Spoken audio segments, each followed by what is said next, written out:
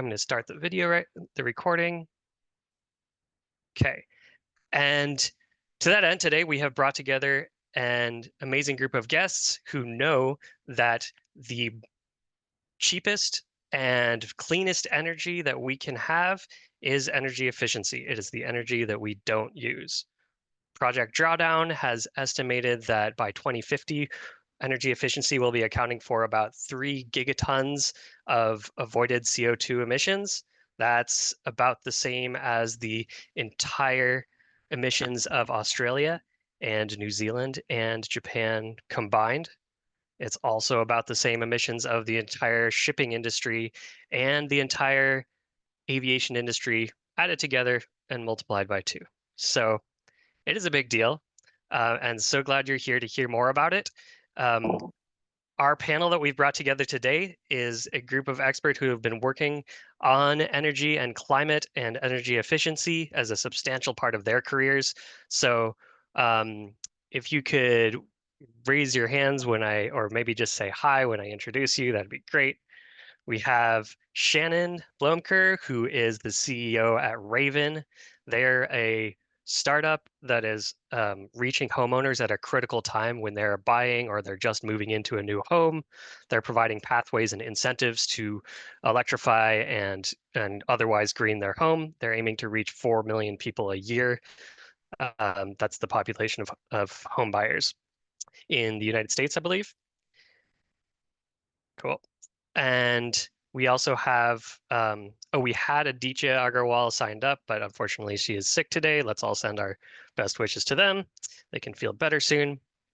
We also have Troy Hodges, who is coming out of a very strong career, not coming out, still in a very strong career of modeling energy resources. He currently leads the distributed energy resources team at Kevala, which tracks and forecasts the adoption of green technologies. He also spent 4 years at the Federal Energy Regulatory Commission, FERC, and he works with utilities on grid planning. Tim Gitterman has a sort of similar theme to his career. He brings over 2 decades of experience in energy engineering and program evaluation. He co-founded a wireless sensor technology company to make buildings smarter and more efficient. He also worked with me at a company called Energy Savvy on measurement and verification software, which the point of which is to deploy energy efficiency more efficiently. Actually, OptionZero has a fresh blog post out on that just this morning at blog.optionzero.co. And so let's start it off. I'm going to ask Tim what you've seen work well in terms of energy efficiency. Yeah, thanks for having me, Jason. Good to be reunited with the club and meet some new folks and faces. So like energy efficiency is in software. I think what works well, it's kind of along 2 themes. One is, can you create tools that engage customers? So energy efficiency is like the unique, especially in the US, where it's very much led by utilities. There's a lot of private energy efficiency out there, but a lot of it's under the regulated paradigm. And so it's actually kind of doing sales in a sense. It's like the one area where the utility has to, go get their customers and bring them into the fold to participate in things. And so I think like at Energy Savvy, we had a software that took a decades old sort of online energy audits that were like clunky and like made people get up and get the model number of their water heater, like things that energy engineers like to get, but like, are they actually necessary? And so, that's a theme. Like it basically cut out all the BS, shortened time, got people engaged. The joke was grandma could sit down and fill this out in 5 minutes without getting out of her chair, right? And then getting a report about the home and then getting, okay, yes, here's my email. And then this person, generally based on that audit, they have a lot of opportunity, they have none. They have old windows, new windows, these kinds of things, right? And so engagement quickly, I think that's really good. Because if you can bring in customers with software, then you can get more people engaged. That's positive. I think another theme is just, can you actually get savings? Like, and these things are very hard, but I would, I haven't worked directly with O-Power, if people are familiar with that, or home energy reports. And people have mixed feelings on these things. Sometimes it bothers customers to get a report that says you're doing, not as well as your neighbors, or almost as well, or you're leading the pack. Like, it's pure kind of behavioral energy efficiency. And there's only so much of that a utility can claim and we can do in terms of population, but it really was pretty revolutionary in terms of they were able to get a lot of savings out of using software to look at customers' data, send out reports, and kind of compare and contrast to other users and get people, again, engaged. And so I think that theme of engagement and just like, can you actually get savings are I've seen work very well. Cool. That sounds like that probably has some similar themes to what you're working with, Shannon. Is that what you're seeing as well? Yeah, it almost sounded like an echo, Tim. It's nice to meet you. But Jason knows well because he worked with you at Energy Savvy, and we're basically doing the same thing, but trying to bring something even more proactive to homeowners, because we didn't think that they were necessarily going to go to the computer and fill out all the information, no matter how easy it was. And so we have the home inspectors who are already gathering systems and information data about the house while they're going in during a home transaction. They calculate all of the information and we put it through our software and provide it to a homeowner alongside their home inspection. So basically the same information that you're trying to put in front of them, connect them with incentives, things like that, so that we can start to quantify. And we also found, I think, to that guilt or shaming kind of modality where you're getting this information, when you buy a new house, you don't feel guilty if it's super energy inefficient, because you're not responsible for it yet. And yet it's a good time for you to hear this information. So it sounds a lot more objective when you say, oh, this house is under insulated and your ducting really needs to, have additional insulation and things like that. So that was kind of the theory that we were going out for people, is, hit them at a time when you could maybe neutralize some of that negativity, and also catalyze them, because they are making choices about their house at the time when they're making a purchase. Maybe they're, having to do some renovations or buy new carpet or paint it, and, doing a new layer of insulation or adding in a new water heater at that time is not that difficult. Particularly if you can connect them with incentives. So it's like when their view of their own home is not really attached to their ego very much, and well, they're not responsible, right? They didn't create these inefficiencies, and ours is not a behavioral based model, right? It's really just an asset level rating as much as we can do it, but we do extrapolate and say, okay, we assume that there's 4 users in a 3-bedroom house and that kind of thing, so that we can give them sort of normalized numbers. And I think that did sort of give them a little bit more objectivity. Cool. Okay, we're partway in here, and it seems like our number of participants has stabilized a little bit. I just want to take another second to welcome everybody. Thank you for coming and showing that you care about energy efficiency and software.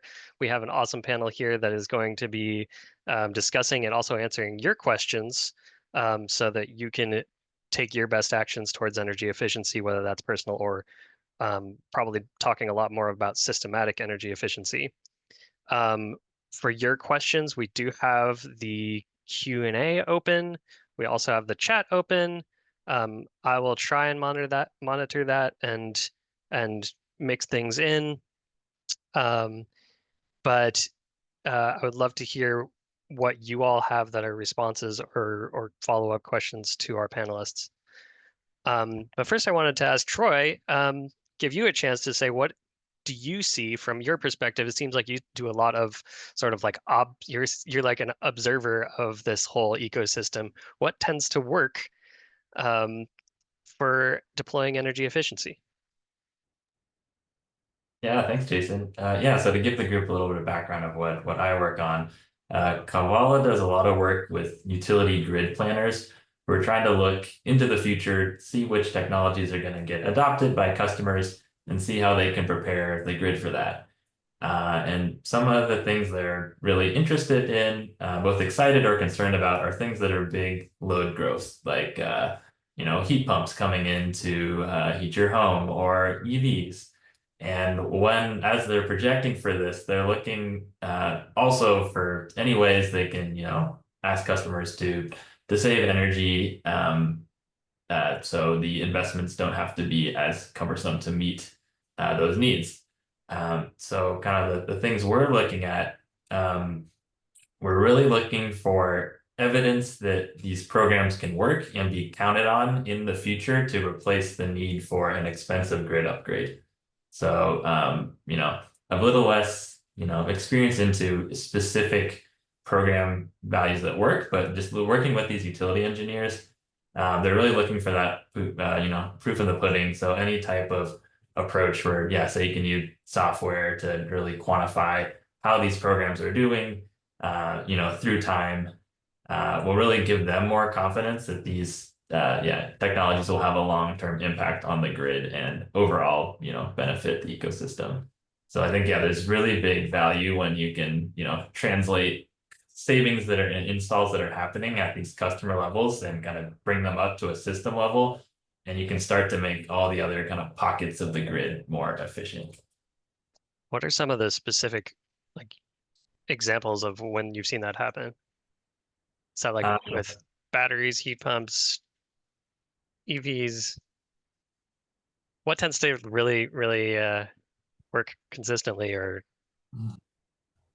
Yeah, I mean, I guess one you know small example could be as the time you're deploying a heat pump, you are also getting insulation at your home. So the heat pump you are getting you know can be right sized to your home, and you know just being able to if you have programs around that or installers who are savvy about doing both of those type of upgrades at the same time can help.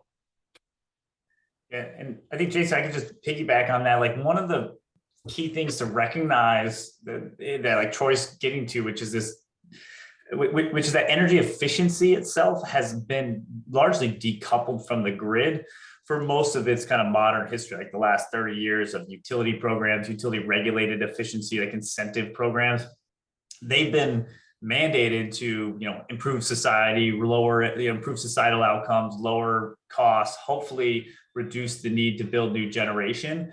But largely, like if you talk to grid planners or system planners in the core of the utility, efficiency has been kind of a rounding error. You know, like they're looking at the large, you know, the nukes, the coals, the wind, the solar, like the hydro, and then there's this little bit of efficiency. And I think what's changing now is that both energy efficiency, which you could think of as like a permanent load reduction, and like you know, demand response, load shifting, load shedding, like these are becoming much more integral to operating the grid because the grid's getting older, getting more overloaded and stuff. So some of the stuff Troy's speaking of is like still early days. Like, you know, most grid planners aren't thinking about how many heat pumps are going to go in because it's irrelevant. But now they are, you know, electric cars, heat pumps, all these things are starting to slowly add up. Can you give us a quick glossary on, you said load shedding, demand response, and maybe a couple other things in there? Yeah, very simply, just think of most people can relate to energy efficiency. It's you know, using less energy to do the same output, like run your dishwasher, you know, with less electricity, or your washing machine, you know, energy conservation or turning stuff off. And then you have on the demand side, which is like how much power is being used at any one moment in time. Like if we all turn, you know, if a factory turns all its machines on at once, it's going to be a huge spike on the grid. And if you do that at 4 o'clock on a summer afternoon when everyone turns their air conditioner on, the grid might go, you know, wah, wah, wah, right? It just can't really handle it all. And things get expensive and they have to turn on really dirty peaker plants, like a plant to cover that extra energy, or things will not work and you'll get brownouts and rolling kind of blackouts. And so things like demand response are just ways to encourage or pay customers to shut off certain things. That's at its core. Hey, factory, shut off line A, B, and C. We'll pay you X thousands of dollars for every megawatt you shut off. That's been around for a long time, called curtailment. There's other names for it. And what's sort of changing, the word like load, you know, that's load shedding essentially. Load shifting is like, and things that selfishly Edo does that. With a commercial building, we can shift your load. So, hey, pre-cool your building. And then at 3 o'clock in the afternoon, you can ride out the storm of everybody using their energy because your building will slowly warm up rather than juicing the AC at the same time. And if you do that across thousands of homes or thousands of buildings, you might get, you know, essentially a combined aggregation of, you know, saved demand. So that's really demand response and load shifting and stuff. Got it. Thanks. with that load shifting in particular, is that something where you have to really have buy-in from the occupants as well? How does that, like, in a social sense, work out when you're actually deploying it? Yeah, it can be tricky. We're doing it on the commercial building side, which I'd say is very new and much more new, more nascent. The residential side, a lot of people might be more familiar with it, even just day-to-day life. Like people have Nest thermostats, Ecobee thermostats. So that's often it's done through a smart thermostat. And by logging onto your smart thermostat, you might say, yes, I'll participate in my utilities program, whatever they call it. There's some good names out there too. Like there's a one somewhere in California, they call it something to do with traffic. Oh, it's like rush hour, something like that, right? So think about it like it's rush hour, we'll pay you not to drive, right? And so your smart thermostat, you consent to the utility maybe shutting off the compressor on your air conditioner, but maybe keeping the fan running, right? Because they can do that through the thermostats. And so this is huge software engineering going, out at Nest, out at Ecobee, out of these big thermostat companies. They're collaborating with the utility signal and then dispersing this to like thousands of thermostats and collectively reducing load on the grid. And people are getting paid. And there's another hype word for that, but it's virtual power plant. So it's like a power plant, but it's the opposite. It's just distributed and being shed. And so socially, like a lot of people will consent to that, but people also really want like cold beer and hot showers. Like they don't want their comfort compromised. Some people, there's also privacy invasive concerns, like how many people want, the man controlling their stuff. So you get that reaction. You can get a whole range of reactions to it, positive and negative. Cool. So, yeah, I'm curious how much of our audience is like participating in any kind of program like that on a home level or a commercial level. I think you should have you should have a raised hand tool. The other thing is I mentioned earlier, if you can turn on your video, that's hugely appreciated for us, just so that we know what's hitting and what's not. It's totally fine if you can't do that, but I appreciate it. Thanks, Trevor. Thanks, Ritu. Awesome. Thanks, Lauren. Yeah. Okay. Yeah, Shannon, your product involves a wide range of measures for residential. Have you seen anything, have you come into contact with anything like that, load shedding or anything that Tim mentioned? I mean, there are a number of, we're based in California, and a lot of the work we do is with California-based inspectors. So there are a lot of those kind of programs that tend to be localized, whether it's Southern California, Northern California, Inland Empire, different utility companies have those kind of things. Yeah, I don't know Sophia what the participation rate is. Oh, sorry. Yeah, Sophia here put in a note that they don't see the option on their Ecobee. So like, what's going on there? It's highly variable, as Tim was saying. It really just depends on the participation level, and then of course, like we had one in San Francisco, for example, that I was participating in, and they just sent me email after email after text like, we're controlling, and and they'd shame you, and they'd say, hey, you didn't save any money today because we didn't turn off your AC. And I said, I don't have AC. Like there was just a whole background of stuff that they just didn't even know. And so you can have a really negative response, like as Tim was mentioning. So I think they're all very nascent. Everybody's trying hard to figure out like what is the right way to do any of these things. And I think, even homeowners are not, to Tim's point, they're not really willing to compromise on comfort, but they don't know what they don't know. They don't know when it would make a difference, or when they could shift things around. So I think it's probably a question of having the bigger impact players make a bigger difference, whether it's your solar generators who can participate a little bit more actively in helping with grid transfer and brownout avoidance, things like that. But I really think it's all just a question of education and helping, and trying to get people the kind of information that they need when they need it, and going from there. Yeah, that sounds like from the first round of what you all said, that was probably the biggest theme that I heard, was that there are opportunities and people have to like see them at the right place and the right time, and they have to be presented them in a way that works for them. So it's like two. Well, and I think from a software standpoint, that's where it's really going to take so many different people coming at it from different places. I'm really only focusing on home buyers. Well, that's just one small subset of the universe, but I think it's a good one because I like the ability for us to deliver that information to them in a very different way. You're going to have programs that are really going to target kind of your biggest users. Whether that's commercial or residential, and the people with the oldest houses, and the people with the oldest factories, or people who, for whatever reason, are the biggest users. It always makes me crazy to go to in any kind of retail shopping area and watch them with doors wide open, air conditioning blasting out. And I'm like, is this really like you're not paying the bill, you who's making this choice, versus building owners, and there's just a lot of differences. So you feel like, well, why should I be saving energy when all of these big companies, or Pottery Barn has got their doors wide open trying to encourage people to come out? And so anyway, I think it's really a question of getting as many software solutions to people to provide information, potential solutions, connection with solutions, and finding where it's going to resonate for each of them, while also not inundating them or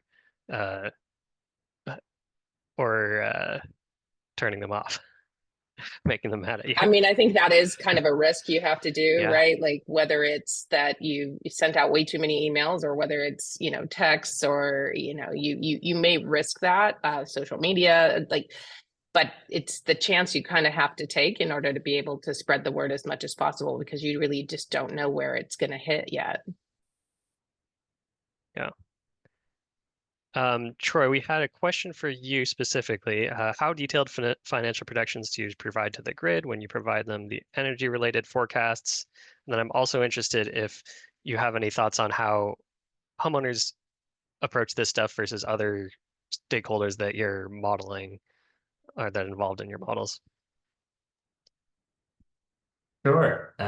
Yeah, it can be a very different decision-making process depending on if it's residential or commercial, or what the utility does with the information. On the utility side, we do get very granular. It ends up being a big exercise where we're running bottom-up models on every building in their service territory, looking at how much energy we think they'll use in the future, how that's going to impact the transformer on their block, how that leads up to the substation.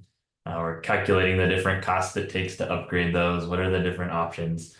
So yeah, we'll end up with a pretty granular and localized estimate of what we think different kind of versions of the future look like for their grid, and that can help them go to different the regulatory commissions, get those plans approved to buy new to upgrade the grid. It can also be a good starting point for other parties to come in, like consumer advocates who are representing all these customers, to say, hey, now that you've quantified the problem here, here's an innovative program we think that could promote things like energy efficiency or using batteries well that could reduce the cost here.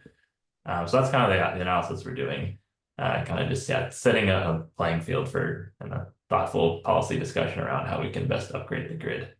And so who was Oh yeah, and I was just Next gonna step on say, somebody. from a modeling perspective, that can be quite tricky. I think we because all these decisions are happening at such a local level, it's really hard to do without powerful software. So we do have a number of models built in that are kind of randomly choosing which houses we think might adopt certain energy efficiency upgrades. Sometimes we'll have records of things like who have participated in energy efficiency programs in the past, and we can train some models that kind of learn about who might be more likely, and that can help us set up different scenarios of the future to help look at the breadth of outcomes you might need to plan the grid for. So were you alluding to Monte Carlo analysis there? Yep. Yeah, we usually don't quite get that far, just given how intense these forecasts are, but yeah, some flavor of that to give uncertainty in the future. Yeah, how do you deal with the uncertainty in your models, and how do you get to a point where you're confident presenting them and making decisions on them, or so that other people can make decisions on them, I guess, in your case? Yeah, it can be very tricky looking out 10 years, you know. We don't know what, you know, electric vehicles in the future are going to look like, or how Mhm. successful programs like say that you know, or technology that Shannon's working on, where new homeowners are now, you know, really motivated to make these investments right at the time of, you know, change of purchase, change of ownership. So I think we try to kind of model the bands of what we think possible futures are, from, you know, business as usual to really aggressive policy and incentives. And that can, as a way we kind of, yeah, put bookends on what, you know, the future might be. And, you know, often just starting there is can give enough confidence to at least make some decisions about how we, yeah, build from here. Yeah, Shannon and Tim, do you have any other like experiences when it comes to um, knowing whether your models are reliable, ground truthing them? Um, any learnings from I that? leave that stuff for the smarter data scientists on the team. Like, I can't claim to that. I mean, I will say, and it's something people can look into, like we're one of 10 companies who received what's called a Connected Communities grant from Department of Energy, so DOE, and they're being executed all around the country. And they're like, 3 to 5 year programs. I think most are 5.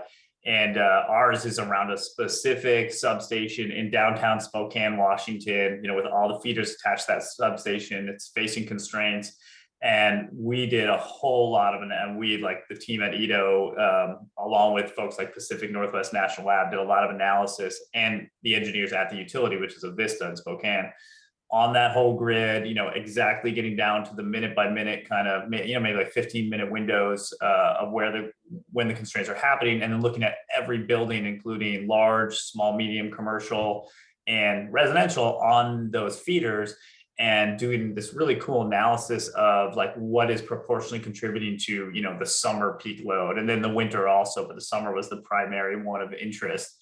And I can't speak to like the uncertainty around those and all that. I mean, more data is better, and they all felt pretty confident about then targeting those buildings that are, proportionally contributing to that sort of coincident, like the load at the same time the utility seeing a problem, who's using the load then.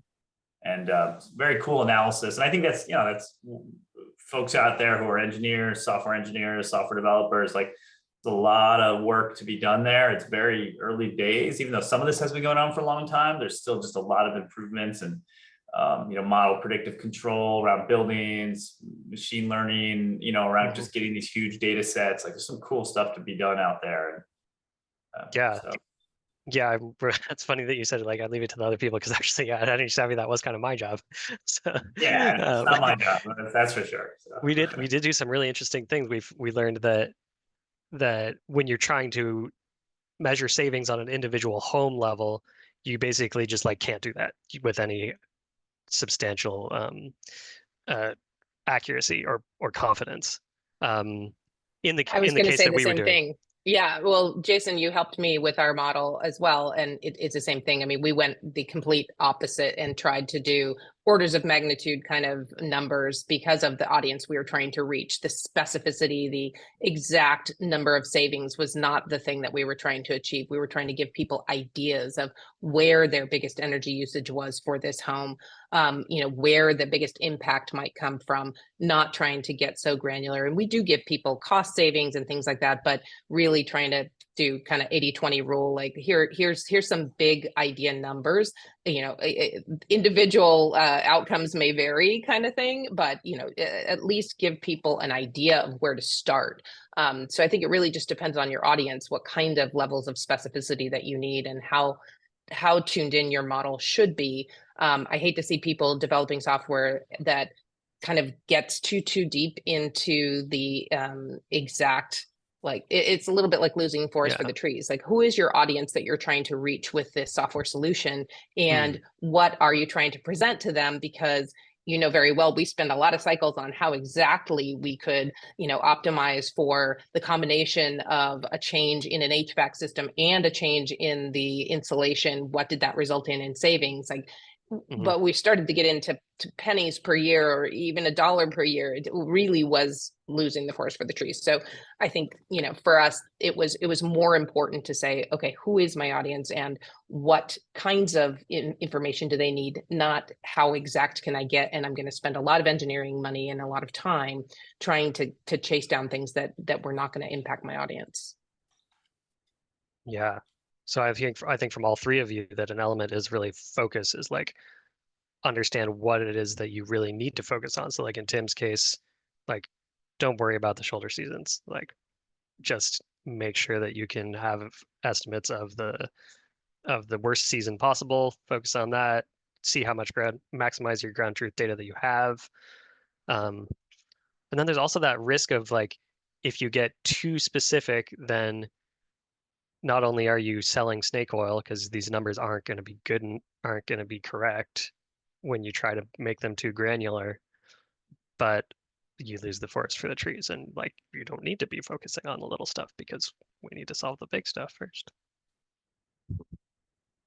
That's fair. Any other thoughts on that, folks?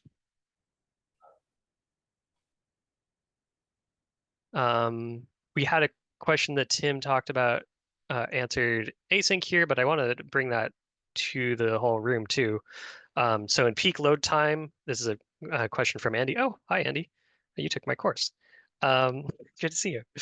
I forgot to mention earlier that I run a course, shameless plug, with TerraDo called Software for Climate.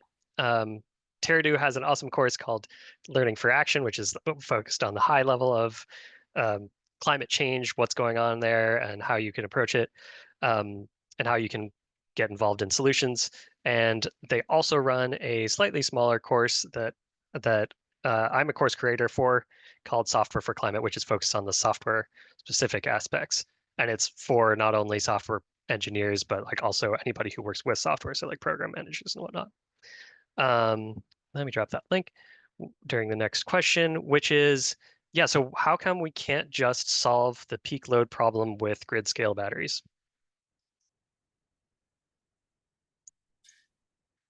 Yeah. Go for it, Tim. Oh yeah, I already took it to a stab at it in the chat, but like it is cost. It's early days. It's commercialization technology, and I could be wrong. I'm not an expert on grid scale batteries, but I believe they're just not necessarily rolled out everywhere. Again, it is just like all of this. Most of this comes down to meeting demand, keeping the lights on. 99.99% reliability is kind of the utilities charge, and avoiding blackouts. And you start with the cheapest form of energy to deliver the demand, to meet the demand, and it just goes up. And I was trying to find on the side, but I can't find it now. But there's some great pyramid charts that show this. Energy efficiency. A lot of the clean energy ones are actually the cheapest, but when the demand gets enough, they just need to keep adding on. And so you go to the dirty peakers are kind of at the top of the pyramid, but they're also the most expensive. So, your dollar per sort of megawatt delivered or megawatt hour of energy delivered just keeps getting more expensive, but you have to meet the demand. So that becomes the cost of energy at those critical hours. So 4 p.m. Yeah, we're hoping that we can turn a grid into, a more clean base of power. And then add on like through demand response, demand shedding, virtual power plants, and then batteries, hopefully kind of like avoid these dirty peaker plants, but it's going to take time and costs have to come down. Yeah, that is one of the biggest challenges with renewables and our increasing demand for electricity is the like wind energy is awesome at night. Intermittency.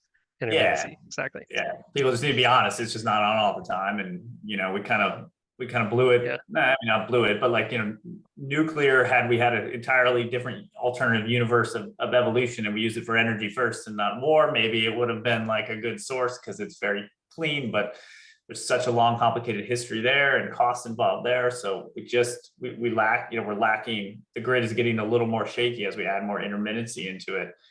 And we're adding electric loads and these, and the grid's getting older. And so you just add all these things and you've got climate change kind of multifactorial and it's getting complicated. And that's why software, AI, ML, innovation, will help, but there's also a lot of policy involved here. That's it.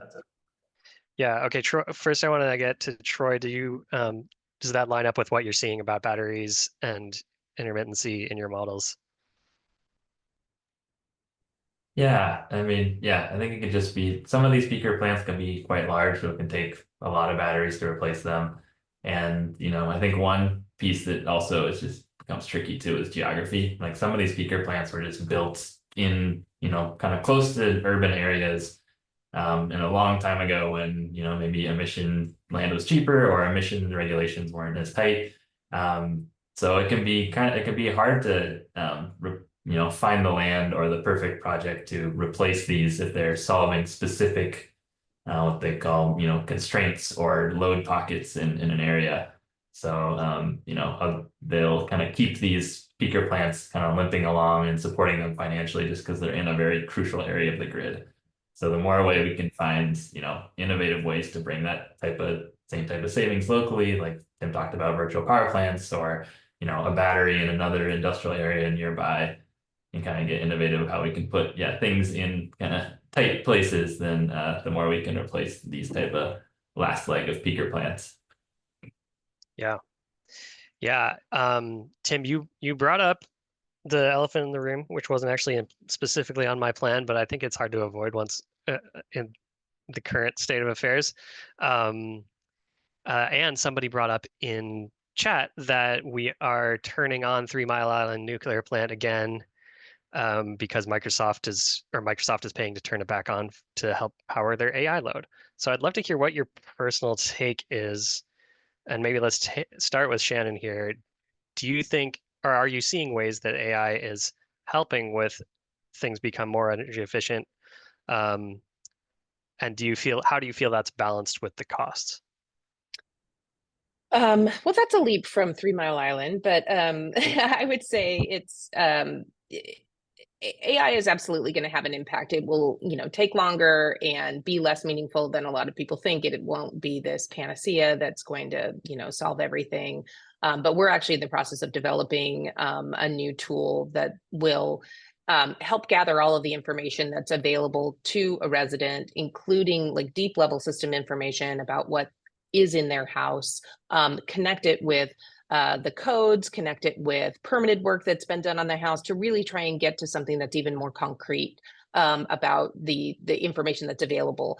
So it's to me, where AI is starting to become very beneficial for everyone is that you can build software faster and it can connect to other people's software. So you're sort of standing on the shoulders of giants, and we don't all have to replicate the DOE black box physics model software, all of that kind of stuff. We can start to write the kind of software that's really going to help solutions and connect with each other in very meaningful ways so that we don't all have to replicate all of the same kind of stuff. So to me, that's where I see this really starting to help, is giving people more actionable, more concrete data. Whether it's one of the things we do is provide people incentives and connected ways to know what is available to help offset costs, right? Because that's a really big component of whether you change systems, whether you make a big decision, whether it's solar or EV chargers or simple upgrades to their home.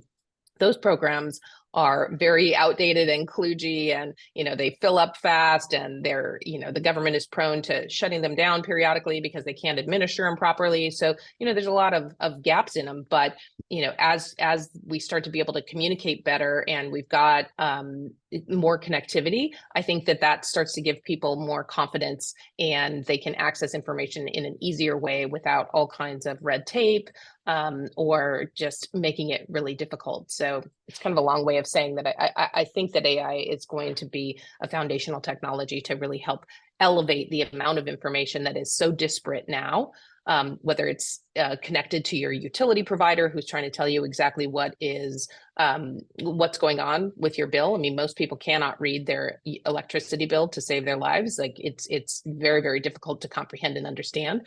An AI solution to that would be awesome for a lot of users, so that they could say, well, is this me, or is it my house, or is it the grid? Like what's going on between all the different taxes and breakdowns of timing usage and things like that, it can be very difficult to know whether or not you should be making any changes, even if you are conscientious and want to be making those changes. So I think if we can find ways to connect all of those things, AI could really help benefit and raise the conversation to something that is more actionable.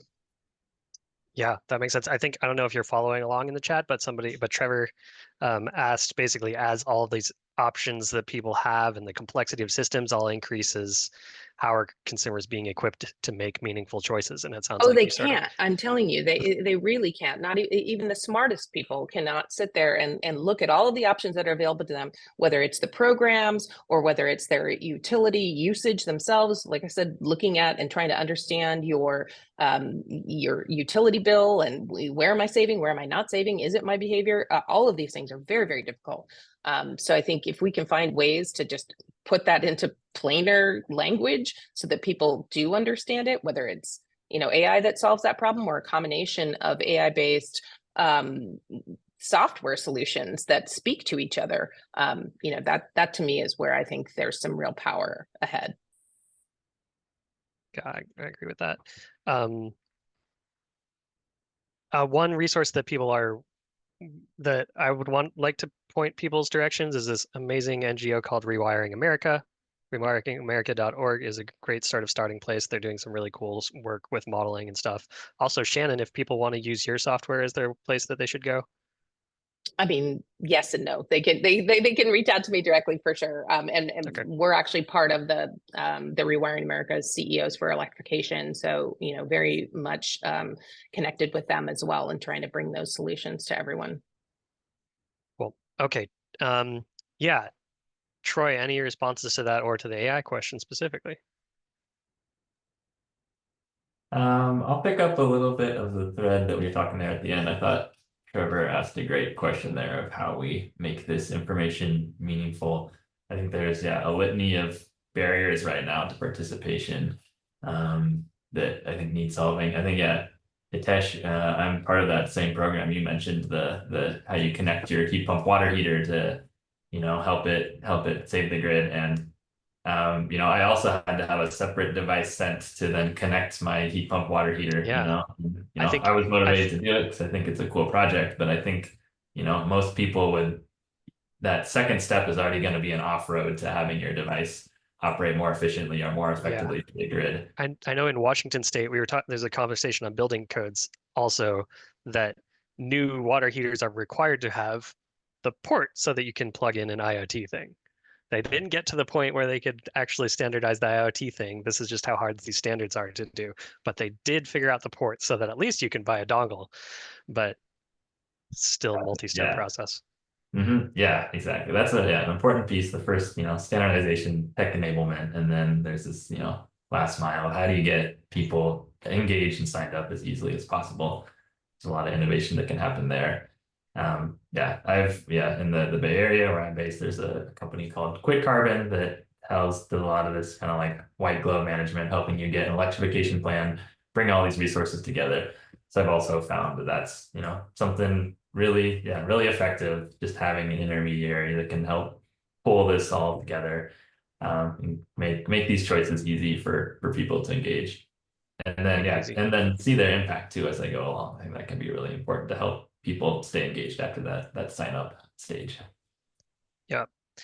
Okay, so as we get into this, we're almost at the end here, 15 minutes left. I want to hear how many folks here are already working on climate or technology. See if you can raise hands.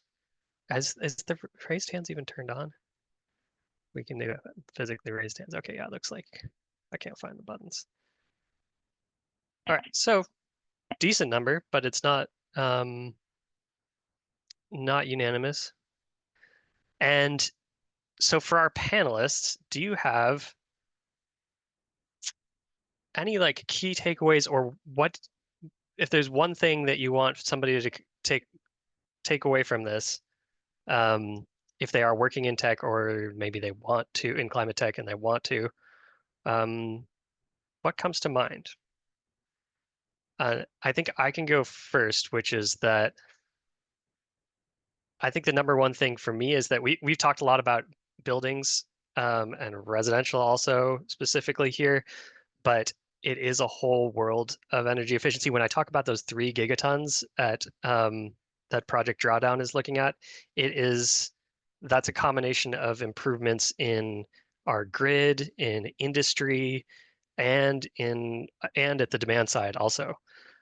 So there's a million things that have this similar level of potential impact. And if you look for them, you'll find them. And if you can find, I think we've talked a little about this formula of you need something that somebody can actually do, and then you actually also need you need to give them the information at the right time and the right place to make that choice.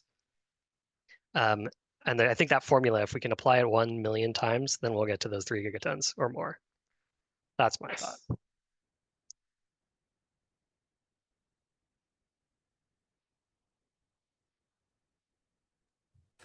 I'll go next. I would just say collaboration to me is such an important thing when you talk about this group in particular trying to bring tech and software solutions.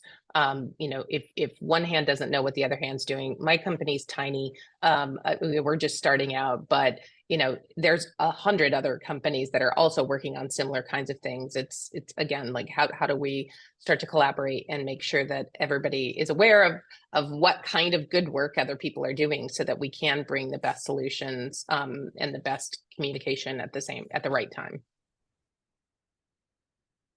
Yeah, I was struggling to ask, when I asked that question, I was struggling whether to ask tech or sustainability. And it's like, that's because it really does take both, and some people are one or the other.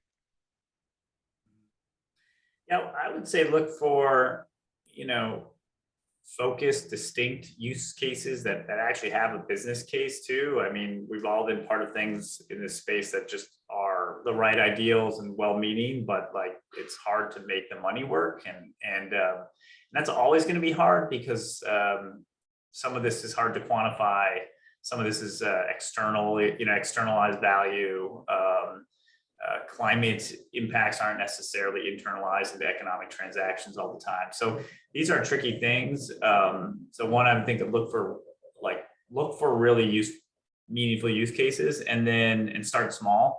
And then the other is like, I think there's a need, we're probably getting to the point where a lot of the software, we're going to run out of, there's only so many apps and tools and things that use it, like homeowners and you know, build facility managers, they're inundated often. And so it's going to become obviously automating things. And I think you alluded to that with all the machine learning and AI, but like also like tools for the experts, or for the, you know, it's almost like the internal tools, like the .com boom, you know, you had all these uses spout up, and then you have a lot of background software and things that make all those businesses run better, run more efficiently, do more with less, whatever it is. I think you'll see that wave too. It's just like a background of like, hey, there's this whole new, you know, entourage of grid-facing companies and building-facing companies and energy efficiency companies, and they all need these kinds of various tools to make their lives better. We're seeing a lot, like we haven't gotten to, but like data, like so much of this stuff doesn't work unless like there's a really great set of data. Like I'd love AI to scrub all this historical data and tell me everything about the future based on usage, and it can do all that. But oftentimes we just lack the data to do that. And so I think trying to unlock those things is a constant problem, but something worth trying to tackle. Totally. Great. Yeah, I think one last thing I'll add is that, yeah, as kind of the energy efficiency space continues to evolve, and you know the needs of the grid evolve more, of kind of asking more of its customers to be more flexible in how they use demand. I think a lot of that kind of energy efficiency and load flexibility worlds are combining, and just getting in general more more dynamic ways to either bring down your load or move your load.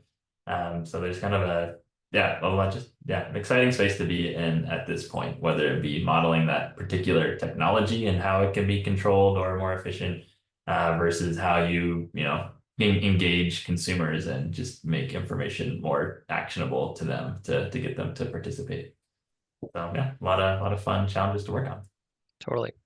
Okay, may have implied that that was the last question, but we have one more, which is how would you recommend upskilling if you are from the tech industry and want to transition into energy? Or I'm going to expand that to climate because not all of climate is about energy. I mean, I'd say as someone who's like, I'm not a developer, I don't make software, but I've been around it now in the energy industry for 20 years and the tech side of it for the last 10. Every time I meet people who came from whatever, the advertising or some software for just a complete other industry, I take it as a breath of fresh air. I'm like, oh, thank goodness. We need people who aren't mired in the quagmire of like regulatory, utility, energy policy things, because it's complicated and you tend to get a little defeated in some ways. You're like, oh my gosh, this takes forever to fix this and that and that thing. And so sometimes fresh blood is great. So first of all, I haven't firsthand, I'm sure it exists. I haven't firsthand seen people like, hey, you don't know about energy, so you can't work for this climate tech company. So I would just keep an open mind. But then I would just recommend, like, there are a few rags and magazines and online things like Utility Dive, Canary Media. These things are, they get into the utility industry in a pretty simple and complex way, depending on what your level of interest is. And just getting up to speed on how does this regulated utility world work, which is at the core of a lot of this, will give you a lot of insight and would be a quick kind of, get your language up. And I think that's where I would recommend. Yeah, as much as anything helps with getting a job in the area, like number one, probably just like try to get a job in the area. And then the other is the thing, sometimes there are things that will differentiate you and make you feel like a better fit for these companies, and being able to speak the language is definitely one of them. Let me send my list of resources, which is potentially a little out of date, but I'll put that in the chat. Shannon and Troy, any thoughts there? Yeah, I would just echo what Tim said. I mean, I really do think, same thing, like I have a background in real estate and sustainability, not necessarily energy, but it does allow you to come in and ask questions that maybe haven't gotten asked of people who have been in the energy industry for decades. They are used to the status quo, or they're used to, oh, this is a blocker, oh, this is always going to be this way. And I think, it's actually a benefit to come from another industry and sort of cross collaborate and bring in new information and new solutions and say, well, why does it have to be that way? And then I would say also really looking at how AI can influence this sector. I mean, I would say that to anybody in the tech and engineering world is really look at what the current state of the AI tools are and how they can help transition into any of these other areas, because I think that is going to be sort of where a lot of the future of software is going to go. Yeah. Any thoughts, Troy, to add to that? Cool. I would just say, yeah, check out Jason's list here. I'm already seeing a ton of amazing resources there for jobs, organizations. Yeah, I'll also mention, it's always helpful to have some type of small portfolio project if you're coming from the software engineering or data science side in energy or something climate related. Just as I'm interviewing people, it's nice to see that they've at least worked with that data. They, have tried something and, aren't running away. They're like, okay, cool. Yeah, I like this subject matter. So I think anything that can help show an aided interest always helps me see that this is someone who's going to stay engaged and willing to put in the time to kind of learn about the nuances of the energy or climate sector. Yeah, since we are sponsored by Option Zero and Teradoo, this is a great opportunity for me to do one last plug for their courses. I think we always tell people our like not so secret about the Software for Climate course is we think software engineers and program managers and all that can get a job in climate without taking our course. You don't need it, but we do try to provide some structure where we talk about some common themes that show up in software and climate. We get people hands-on with the tools, and they leave with an arsenal of portfolio projects that they can talk about and show to people. So if that kind of structure is the type of thing that you would find helpful, then get on there, because the registration closes this week, I think, for this cohort. Yeah, so thank you so much, everybody, for coming. I really appreciate everybody's engagement and questions. One last thank you also to our panelists, Shannon, Troy, and Tim. I will drop a link for our course so that you can learn everything there is to learn, and then I will. And yeah, thank you for coming. Thank you for having us. Thank you all. Thanks so much.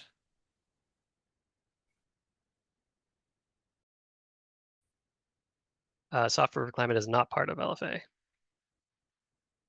Separate course. All right, have a great day, folks.